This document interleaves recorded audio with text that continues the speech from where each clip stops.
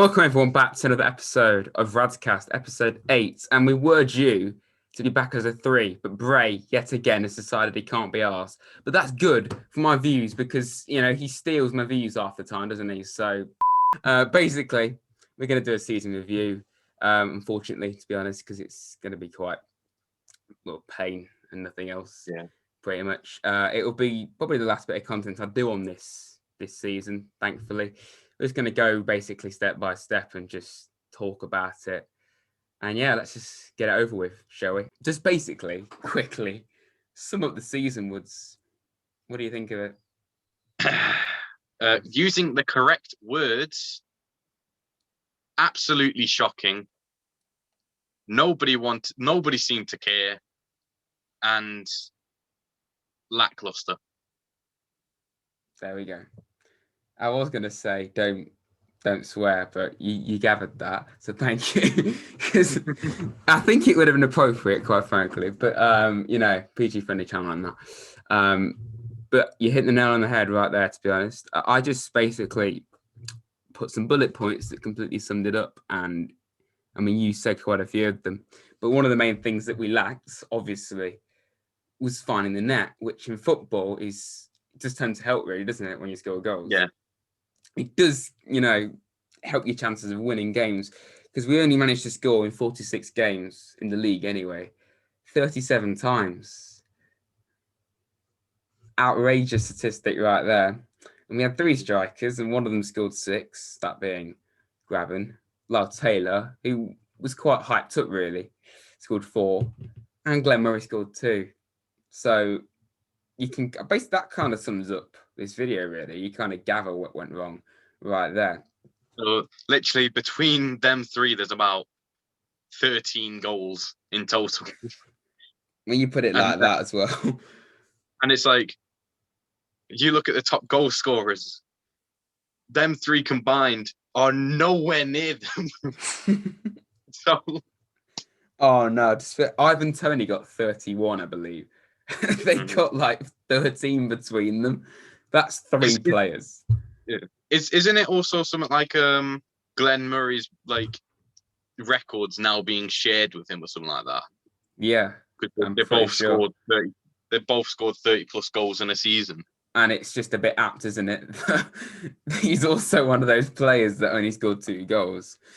It's, as you said just earlier, a hugely disappointing year overall. And we all know, I think what didn't help is the mood going into it. We all know what happened at the end of last season, which we won't talk about. That certainly didn't help. And I think as well, people kind of look over this. We didn't have a pre-season, really, did we? We had 2 games. And then when we go and sign 14 players and get rid of a ridiculous amount as well, it all kind of added up, really. And it was kind of, when you look back on it anyway, it was kind of asking for it to go wrong, I suppose. Yep. And all the signings we made, arguably, only a handful actually worked out. I can name some of them already. Go for it. Scott McKenna, James Garner, Kravinovic. The others, obviously, we got Nicholas Ianu in the first transfer window, who I thought, apart from the red card, he performed pretty well. He had a mean cross on him. He was good he was fast up and down the field. Yeah, I think there were a few times where he was a bit Well, I mean, the whole team was a bit literally. So.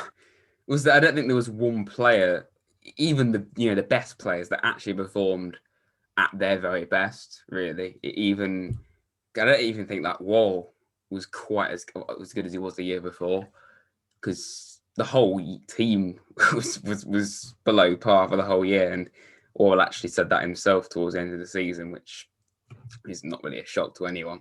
And I think another thing as well, as we've said, we lack goals, we lack creativity as well. And I've seen as well non-Forest fans just briefly sum up what went wrong with Forest, and they all said, just from what they've seen as well, you lack creativity, you lack pace, and that just proves it, really. And we mentioned there Kravinovic was like one of the few good signings. I think we both agree that we'd bring him back, really, wouldn't we, if we could? Yeah, I think he isn't going to get game time at Benfica. He's going to get loaned out again. Yeah. To probably another club in England, probably West Brom. Let's be honest. You can see that happening, can't you? Yeah. If we don't get him, he'll probably go back to West Brom.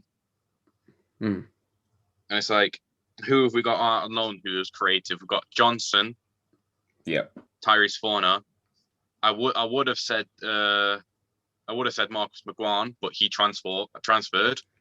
So I can't believe that though. We signed a player from Barcelona, and we just sell him for nothing. Who else? Lolly's injured. Yep. But he's back. I thought he was back in training actually. Yeah. They were recording this. All I hope for is that if Lolly is back off injury, it's not the same Lolly as this season, who couldn't get a look in under Houghton. I want to see him first team every single game. We want the old Joe like that, don't we? You know, that's what everyone wants to see. I mean, I think he'll stay. It's too risky to sell him to a club that's around us, because we always know what happens with clubs that with players that decide that leave us and then start to play us again. Yeah, they always seem to wreck us. Literally, we can name one: Jamie Patterson at home earlier this season. Yep, we couldn't play against him. The Sambalonga, but he finally scored his first goal against us since leaving. To be fair, yeah, true. We have a pattern, don't we? That's what we're proving right here. Don't sell players. With Lolly, I don't see him going to a Premier League team, really. I think the only team I'd see him actually going to is Villa. Yeah, because he supports them, doesn't he? But he wouldn't play for them. I don't think he'll play much. I mean, you think with their right winger they've got at the moment, he doesn't seem to track back. When I've watched them, he doesn't seem to track back at all. You're talking about the Traore, isn't it? Yeah. On that right. Yeah. So it leaves Cash, like you see against Man City. He was just getting overwhelmed, and nobody was there to help him. I think one of the things that would give us hope about that not happening is he was linked with Villa when he was like in his prime a few years ago, and he didn't go. So when he's had an off season, I think the chances probably have to be unlikely. Yeah. So that has to give you hope, I suppose, isn't it? But I mean, they've always looked at Lolly though. If you think about it, when we signed him, there was keeping an eye on him. Yeah. Like, obviously in his prime, they put in an offer for him. I think it was what was it like? We bought him for 500,000, and they was offering like 17 million or something like that. Was it that much? Jesus, I didn't even know that. It was even. I could be getting it mixed up with 7 or 17, but I know it was one of them numbers, and it was like a massive profit. And either way, he just said he didn't want to leave because he saw something being built at Forest. Yeah, I saw that. Yeah, and it's like, I still believe that there is something being built at Forest. Obviously, you've got Houghton as manager now, who has got a proven track record of getting teams promoted from the Championship when they were struggling as well. You know, that's what gives us hope. I mean, you look. Obviously, we don't want to jinx it, but you look at his type of pattern. He's got finish low next season, top 6. Absolutely. He's done it with, I think, 2 or 3 separate clubs now. Did it with Brighton. I know he got Newcastle up. He got Norwich up. I think he nearly got Birmingham up. Yeah. And with all those teams as well, he didn't just get them up and then just get relegated. He kept them all up quite comfortably. And that's quite hard to do, because with Brighton, I don't really know why they sacked him after his first season in the top flight, but they finished like 16th. I mean, they've got Graham Potter now, which he's doing well, I suppose. But that's the thing. He gets teams up when they're struggling in the Championship, and then he keeps them in the top flight, which is fantastic. And that's exactly what Forest want to do. Because Forest, we don't just want to go up and then just get relegated. We want to stay there as long as possible. We want to stay there and like try and build our team. Yeah. Because like our team, on paper, we've got one of the strongest sides in the championship. You think about it, you've got Graban, who scored 50 plus goals in 3 seasons. Yep. One of the seasons being a 20 plus goal season. Yeah. Yeah.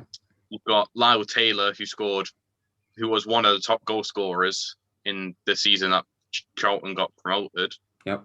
And then also in the championship. You've got Worrell, who obviously we know what Worrell is. He's I'd say one of our best players. And it's definitely. Yeah. You've got Samba, he's had his shaky spells. Every goalkeeper has that. Yeah, of course. But he's been one of the most consistent goalkeepers we've had for ages. You can't fault him for that, you know. Probably the best I can remember, to be honest. I think the last one we can even remember of, Lee Camp. Darlow was pretty decent as well, wasn't he? He was decent.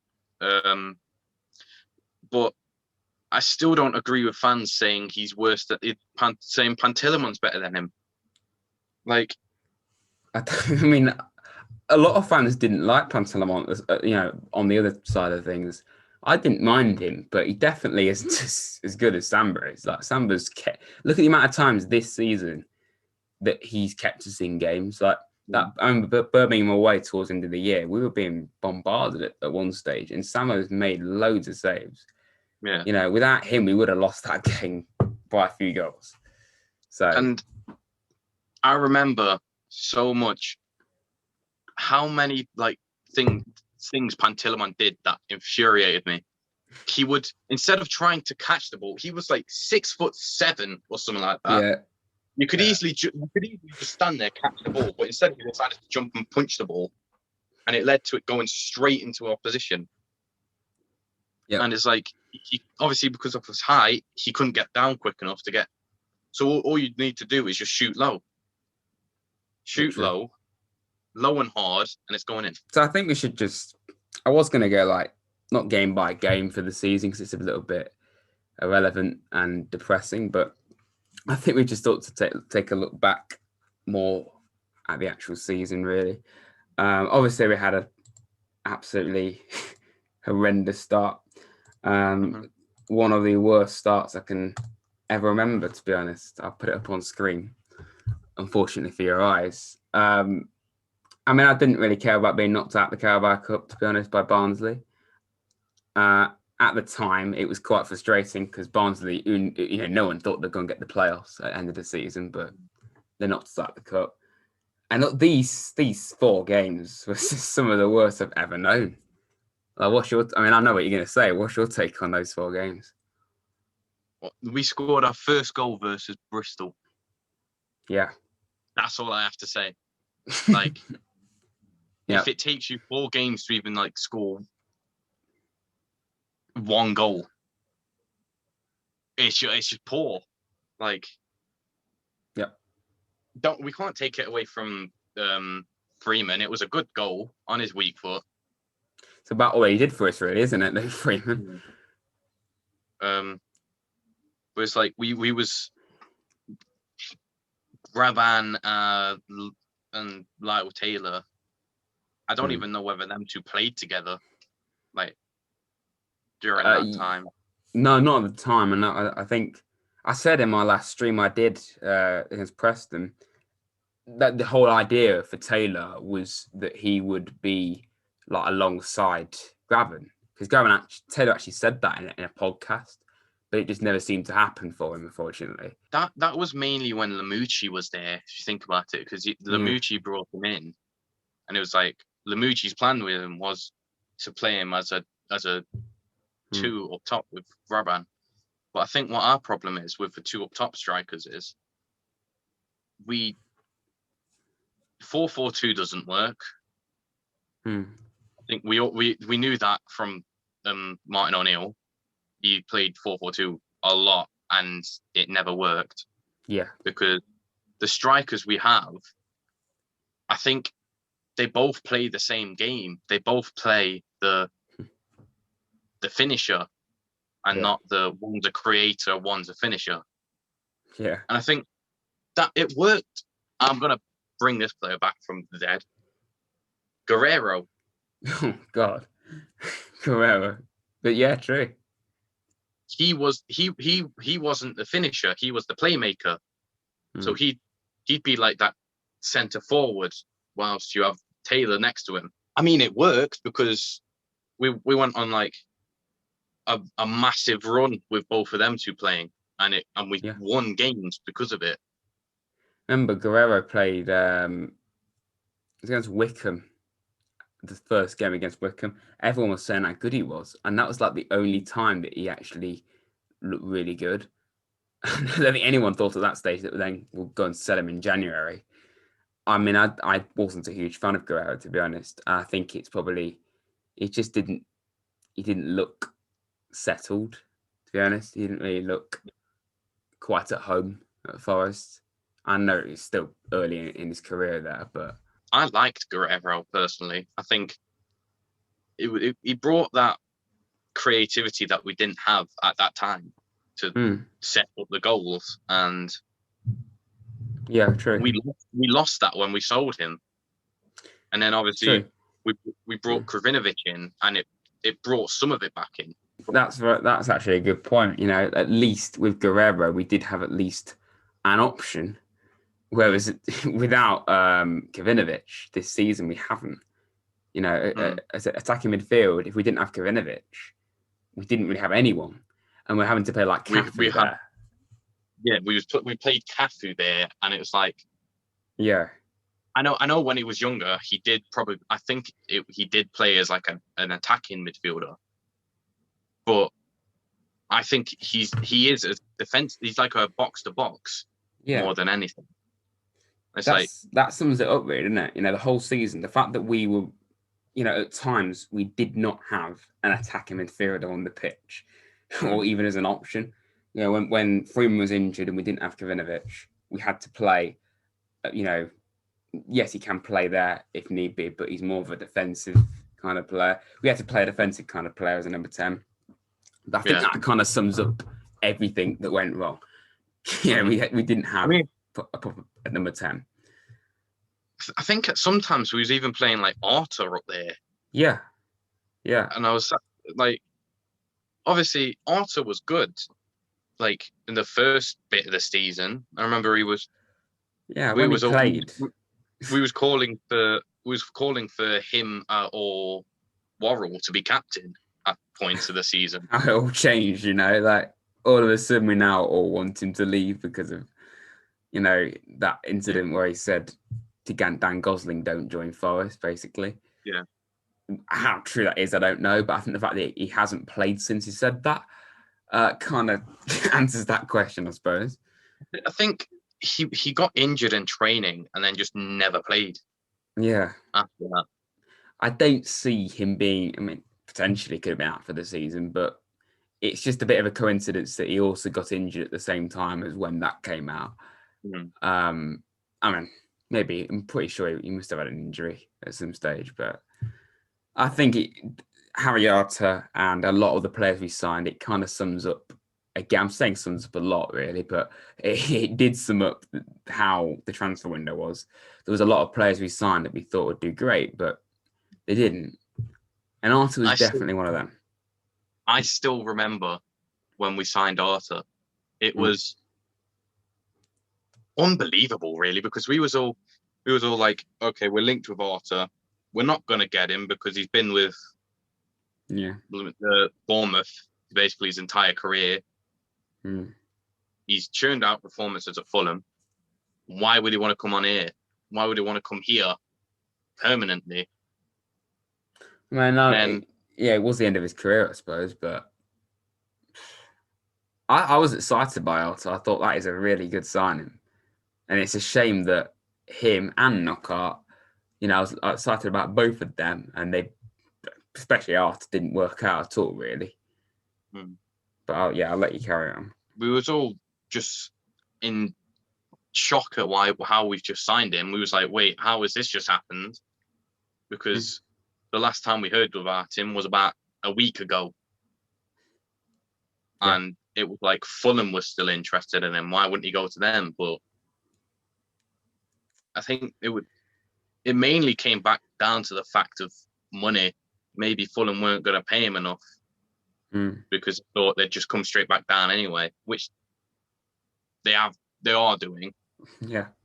At this moment in time. The only standout player I can say is Scott McKenna. Out of them, like Scott McKenna and Krovinovic are the only two. And Garner, obviously, as well. Garner, obviously, but it's like in that transfer window, Garner, the McKenna, yeah. McKenna, and he's like the only one that is guaranteed to be with us that wasn't a lone player that's actually worked. And this is the thing, like the transfer window, okay, we may have signed way too many. And even at the time I thought this is a bit much, signing so many of these, but obviously we've seen players like Blackett and that just have not been good at all, worked out. But then at the same time, we have players like McKenna and Taylor was hyped up and Arter and Knockout. The hype that we got about Mbiso and Freeman, obviously it's either been a case of some of them just didn't play enough or they just didn't, when they did play, they weren't good enough. Like Freeman, for instance. And I think Mbiso, that's a really disappointing one because whenever he played, he looked all right, but he just didn't play enough. And when we signed a player from PSG, we all thought he's starting. He just didn't work, did it? He was a bench player as well. Like he would be on the bench. So it's like he went from being on the bench at PSG, like competing for places with like Thiago Silva and Marquinhos, to coming to Forest and like at that time competing for a place against Worrell and Figueiredo. And yeah, I know who I would have had out of the Figueiredo and him. I don't know. The thing is, this is the thing. Whenever, like I said, whenever he has played, he looked pretty solid. I thought, like we may have lost against Middlesbrough, but he came off the bench and he scored. And he was only on for like 5 minutes. And it was also a Lolly assist, wasn't it? Or is that Swansea? Yeah, no, it was Lolly. It was a good assist from Lolly. But it was. And there was like a string of games where Mbiso played. It was Sheffield Wednesday when we finally won after ages. And then I think he started against Millwall. So he started like 3 in a row. And I think, finally, we're getting, Mbiso's getting a look in, but then he just was on the bench again. And I think he started in the cup games. He started against Preston at the end of the season. I wish he'd got a bit more game time. Personally, I think that's the same with all of us. The one thing that will pain us the most is, well, it won't pain us as much, but if Worrell leaves, which I God hope don't leave, please, but don't. If he does leave, we've got players to back up for him, which like we have Mbiso, who's been very good. He's also young, so he can improve, but he needs the game time to improve. Do you think he'll be loaned out next season, Mbiso?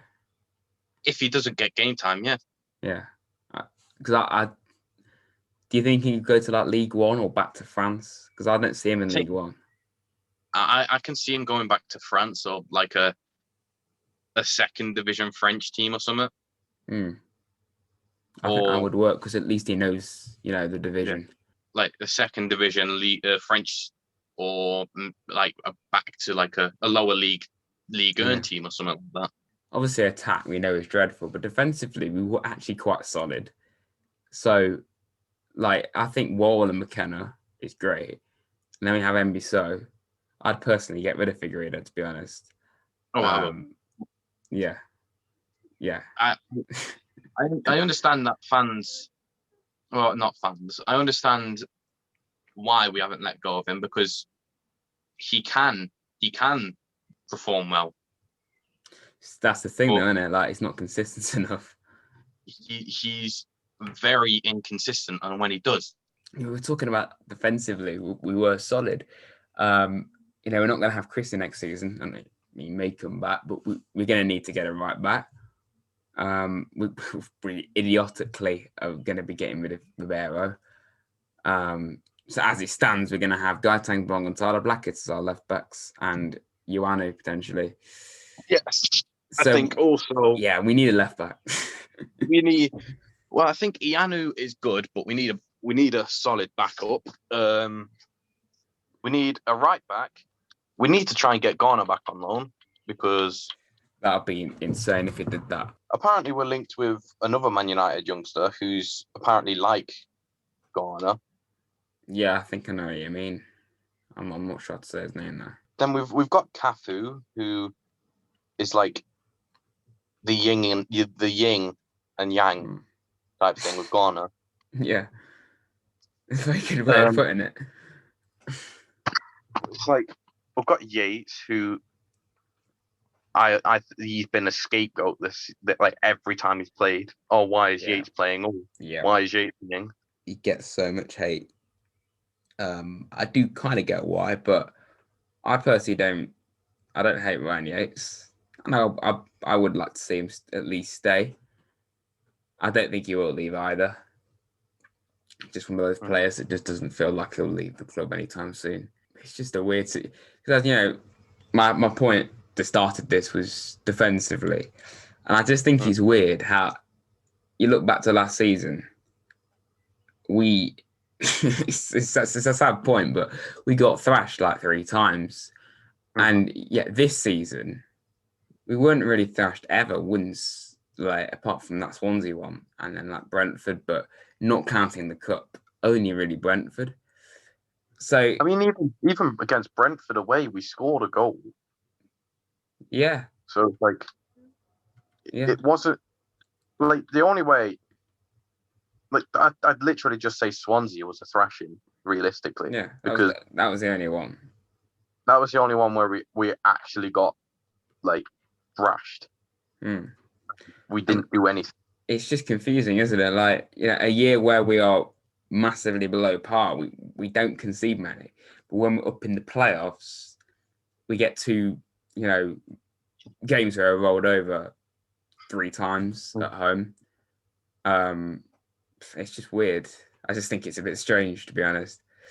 So if we can stay defensively solid next season and actually sort out our goal scoring issue, then you'd think we'll be up there.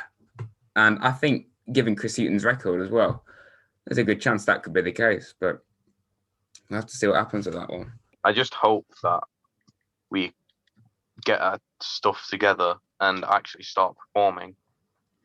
Yeah. Because next season, with fans back, they're going to need to, or else they're going to be slaughtered.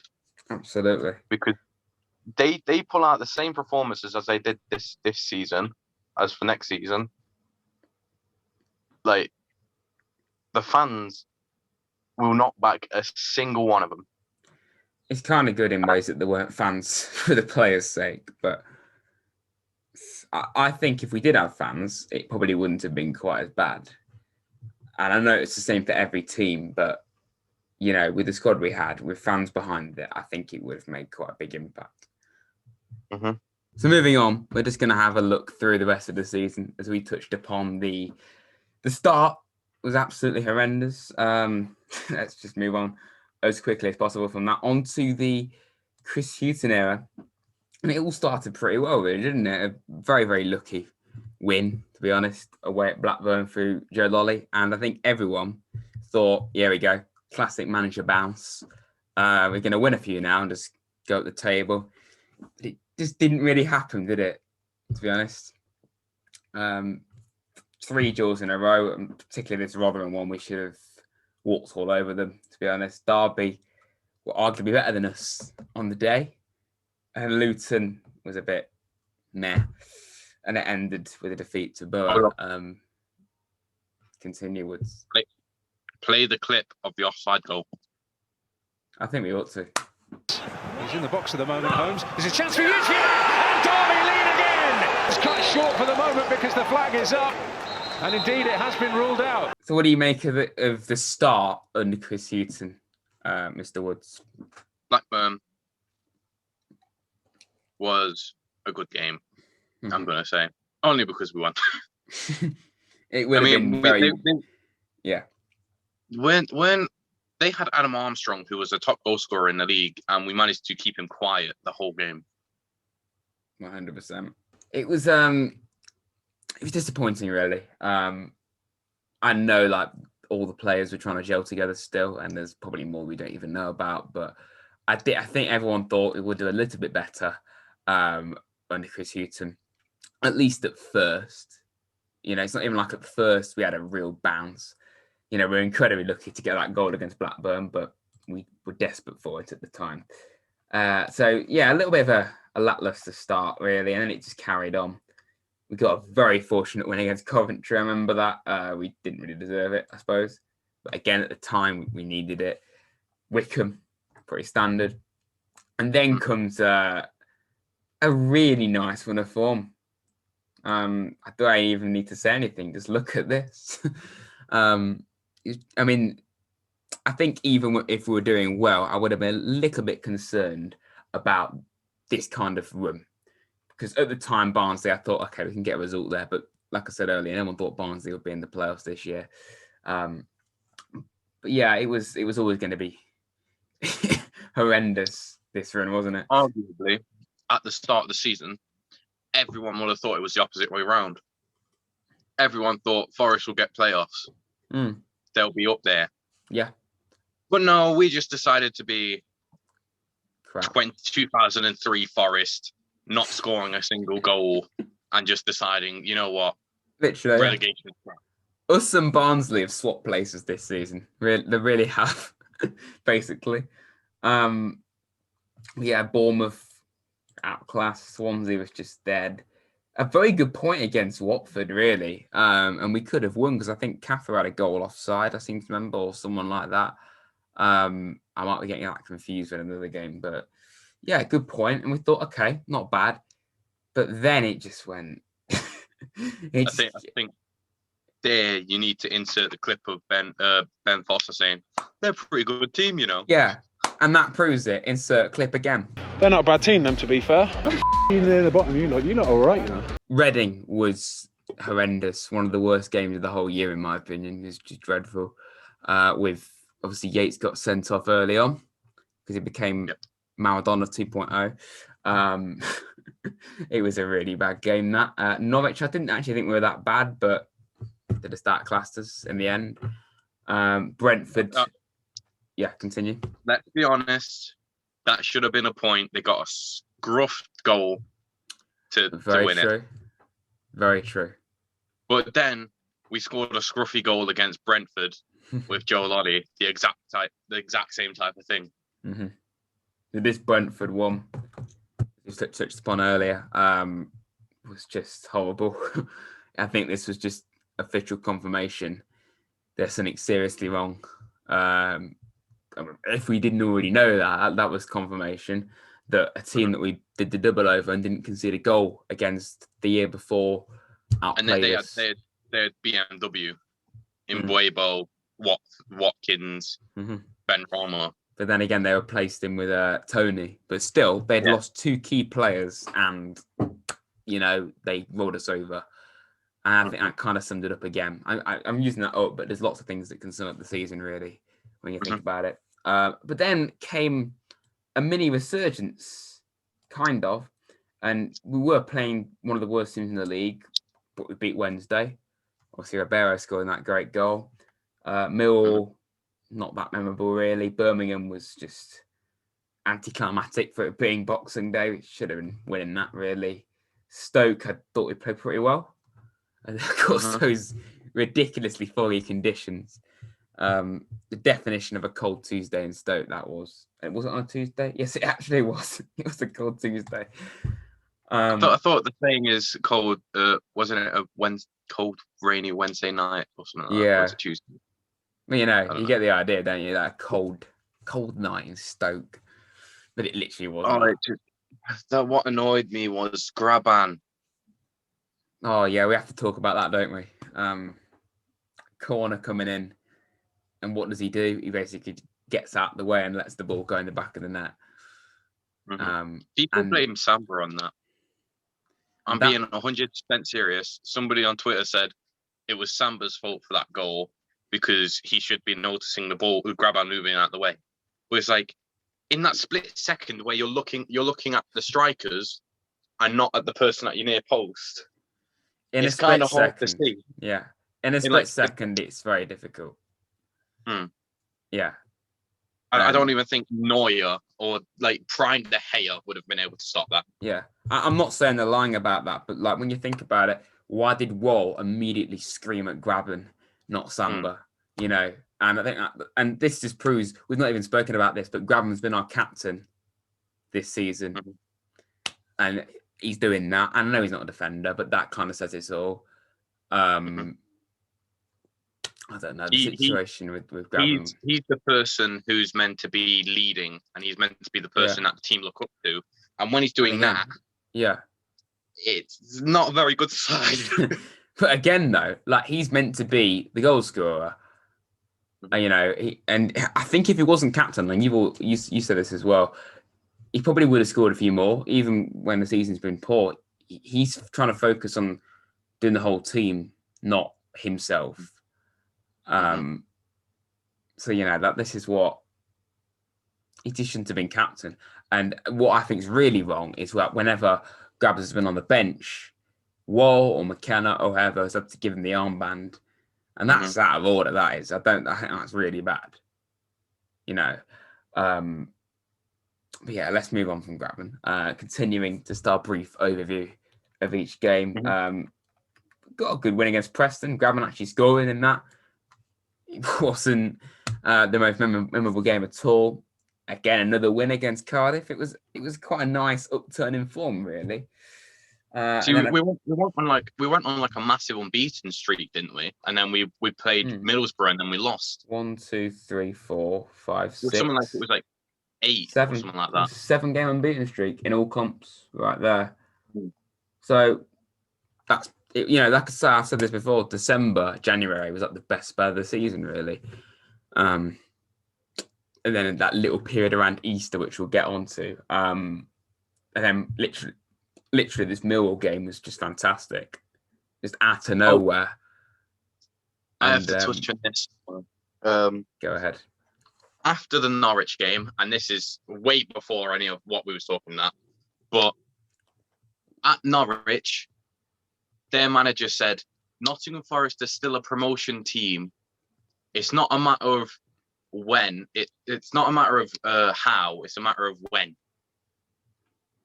Or something like that. And that's coming from a manager who's just been promoted, after, like bouncing back from relegation to get promoted again, winning the league massively. Literally. Every single person that I've seen, like, you know, looking back on the season, reacting to their predictions, me included, we all said, how the hell did Forest finish in 17th place? Because they're a team that on paper were more than capable of challenging. And every manager said this as well. You know, I think Karanka actually said it when he was at Birmingham. I'm surprised that Forest are this low. Garner said it when he joined. And it just proves it just proves that the size of Forest and the quality we had, the year we've had last year, and the year before that as well, finishing 9th, we should have been doing so much better. Maybe I think it was a mixture of all these things that we've already been saying, signing so many players, a lack of fans. A large majority of it was also due down to COVID. And can't write that off. COVID had a massive factor in everyone's life this year and last year. And it's like, if COVID weren't around, what would have been happening? We would have been, the players would have been just communicating with each other. They would have been talking to each other off the pitch and not just at training. They would have been meeting. Exactly. They would have been meeting up. You kind of forget about that, you know. Like, we signed so many players, they can only really get to know each other actually at work. Essentially, they can't get to know each other properly away from that.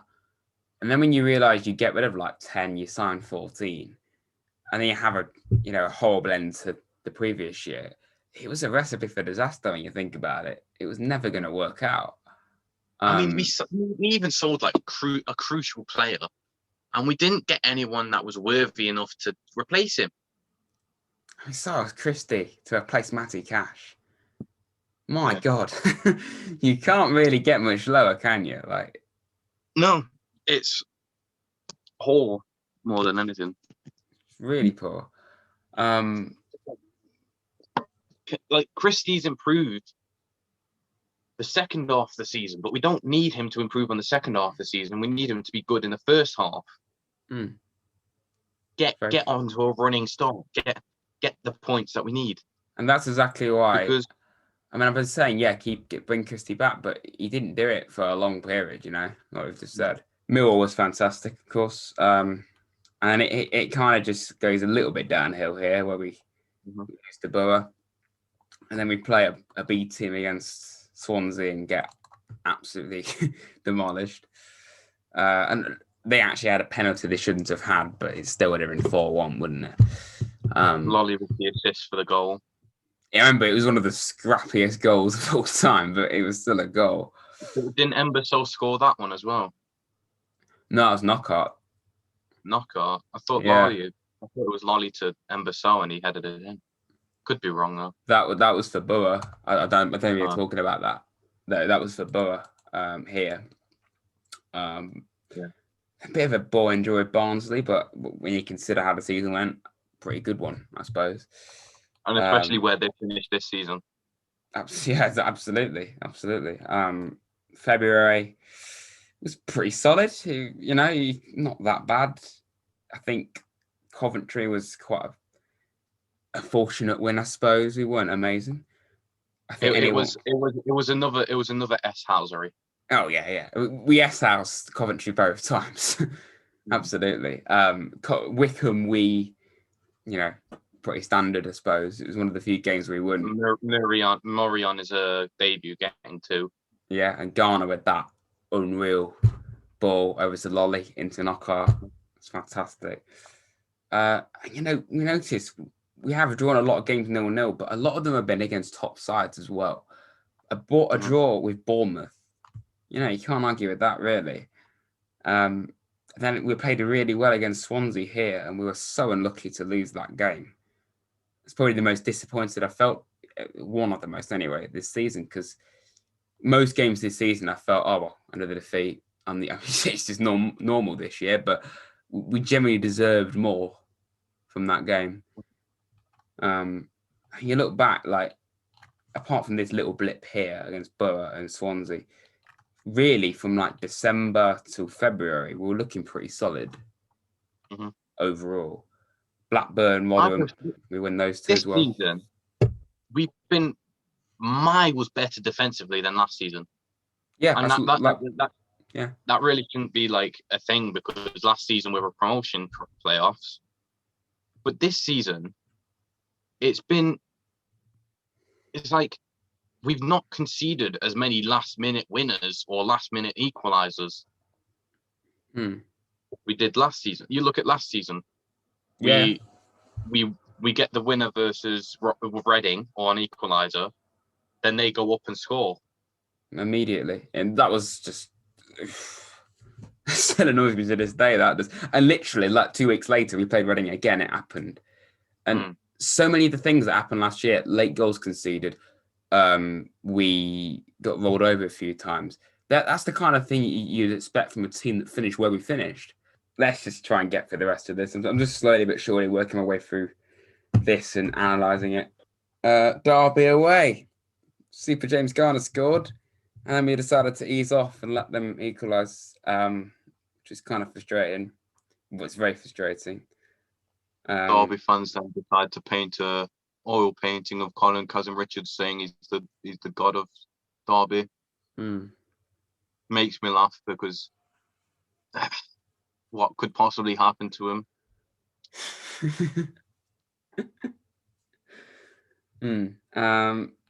Continuing then in March, a dreadful game against Luton. less said about that, the better. Watford were, it's a standard result, I suppose. We kind of expected to lose that one. We couldn't hold on to Leeds yet again against Reading. I know Samba had the sun in his eyes when we conceded, but it was frustrating because that would have been a quality win, that, against Reading.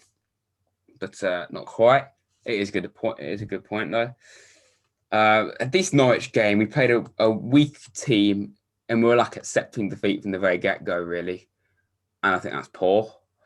From what I remember of it, we went out there with a losing mentality, and it's like Norwich knew if Forest managed to somehow score a goal, they could just go and get one straight back. Yeah, so it's like they were toying with us that whole game. Yeah, cool. Like, okay, we know we're gonna probably lose, but you set up and you play like Blackett, and you make changes that are just instantly going to weaken the team. That was literally accepting defeat. You want to try and win every game, regardless of who it is, you know. We ended March with a very good point against Brentford, though, and I thought we could have actually got more. That game was probably what, like we was all like, oh, okay, we're not going to score here. It's the 83rd minute. They're gonna score another. I can just feel it. But no. Then all of a sudden, here comes. Was it Lolly? I think it was Lolly, weren't it? No, he got injured, didn't he, against Reading? Oh yeah. It was Kavinovic scored in this one. We beat Cardiff. I still don't know how he did that. It was a fantastic result. And then we go and thrash QPR. And just like to point out, like Brentford were like 4th, Cardiff were like 8th, QPR were like 9th, and we got, how many points is that? 7 points. 7 points from out of 9. That's just amazing stuff. And it looked like we were going to have quite a stride into the season, you know. Your QPR, that goal on a free kick was amazing. You look at it here. Beat QPR 3-1. Draw to Bristol, lose to Huddersfield, who literally lost like 9-0 the last match. Because Bristol, that was poor. We should have won that. Huddersfield were dreadful. You know, literally the week before, we 100% should have won that, but they outplayed us at times. Just really, I don't understand what went wrong in that game. And then we're nearly at the end of the season. Thankfully, Birmingham, we were dreadful in that game, in my opinion. Didn't we seal the staying up that game though? I think it was against Stoke. I think actually, yes, it was against Stoke. We're nearly there, but we really did seal safety in the most unexciting way you could possibly think of. Like 2 draws with Birmingham and Stoke, and then like a draw. Thing ever. Yeah, like a draw with Bristol. You got these 2 here, and like that one, but literally, we could have sealed, staying up against Bristol and Huddersfield. Yeah. But this just sums up the season. Like, we had a dreadful end to a dreadful season. We didn't win any of our last, 7 games. It just sums up the whole year. And literally, when we, like I was saying, these 3 games, fantastic stuff there. We're all saying, oh, we're going to have a good end now to the season. But no, we literally stumbled across the line. It's the definition of it. We should have beaten Wednesday, really. Stoke was just meh. And Preston, bar the Garner goal, it's just meaningless, I suppose. But literally, I think I said I did a prediction to every game on the final day of the championship. I said if we lose at home to Preston, it's the most apt result you can possibly think of to sum up this season. And yeah, it happened, didn't it? That's basically it, really, isn't it, for this? We've been talking about all sorts of stuff. Hope you've enjoyed this latest episode of RadsCast. They're like every few weeks at this stage. Hopefully Bray will actually be on the next one, because this is actually a 3-man podcast, not just me and Woods, but me and Woods get the views. So, you know, we might just get rid of Bray. I'm sure we'll get a few guests on in the future, like Kyan might come on again. I believe Woods wants to say something. If he doesn't come on in the next 2 podcasts that we do, we're going to replace him with someone. I mean, I think officially. Kine did a very good job against the Super League one. I think it needs to mainly be a Forest fan though. I think Kynes is a very good person, and he knows what he's talking about. But it means, we talk about Forest quite a lot. Yeah, it's a big topic on this channel, of course. Obviously, when stuff happens like the Super League, we'll get other people on and we'll talk about the Super League and stuff. Yeah, I think we'll end it there. If you have enjoyed this latest episode of RadsCast, not podcast, of RadsCast, make sure you like and subscribe to the channel. Follow us both on Twitter. Follow Woods at NFFC Woods for quality content. Follow my incredibly active Twitter and Instagram.